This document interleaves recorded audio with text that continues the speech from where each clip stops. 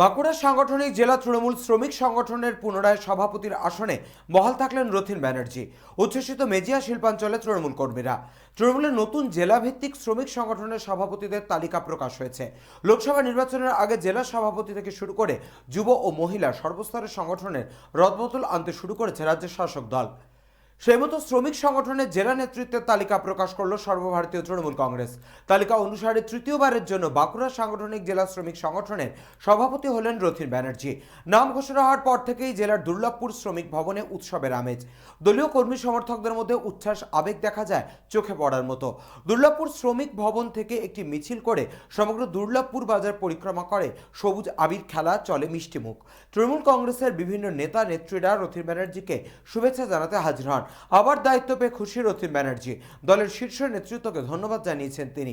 সমস্ত নির্দেশকে যথাযথভাবে পালন করে আগামী লোকসভা নির্বাচনে তৃণমূলকে জয়ী করবেন বলে তিনি জানান। মমতা বন্দ্যোপাধ্যায়, অভিষেক বন্দ্যোপাধ্যায় আবার তৃতীয়বারের জন্য বাঁকুড়া জেলার শ্রমিক সংগঠনের আমার উপর দায়িত্ব দিয়েছেন।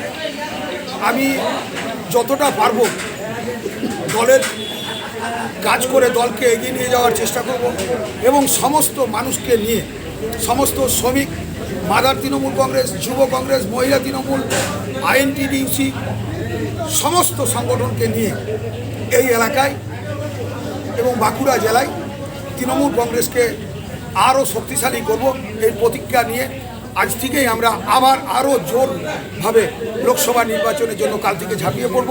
আমার পাশেই দু ব্লকের এই নবনির্বাচিত কয়েকদিন আগেই দুই ব্লক সভাপতি ঘোষণা হয়েছেন।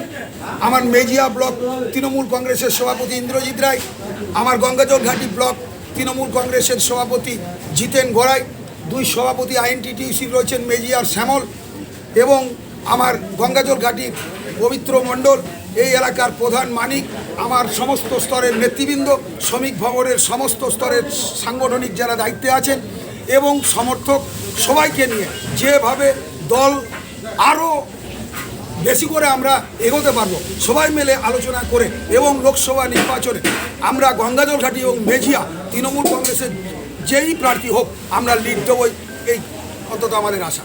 আজকের দিনটা আমাদের কাছে এক আবেগ, আনন্দ এবং উচ্ছ্বাসের দিন। কারণ আমাদের প্রিয় দাদা, আমরা যাকে সবসময় সম্মান এবং শ্রদ্ধা করে চলি, সেই প্রিয় দাদা মাননীয় রথীন ব্যানার্জি মহাশয় তৃতীয়বারের জন্য পুনরায় বাঁকুড়া সাংগঠনিক জেলা আইএনটিডিউসির সভাপতি হিসেবে তৃতীয়বারের জন্য নিযুক্ত হয়েছে। তাই আজ আমাদের শ্রমিক ভবনে সকলে খুব আনন্দিত।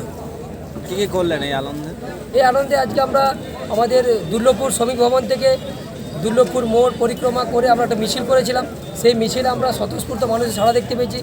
যখন অনেকেই জনসাধারণ শুনেছে যে আমাদের রথীনদা, আমাদের সবার প্রিয় রথীনদা আবার তৃতীয়বারের জন্য বাঁকুড়া সাংগঠনিক জেলা আইএনটিডিউসির সভাপতি হিসেবে নিযুক্ত হয়েছেন, তাতে দেখলাম রাস্তাঘাট বাজার সর্বত্রই মানুষজন খুব খুশি, প্রত্যেকেই তাতে খুব আপ্লুত।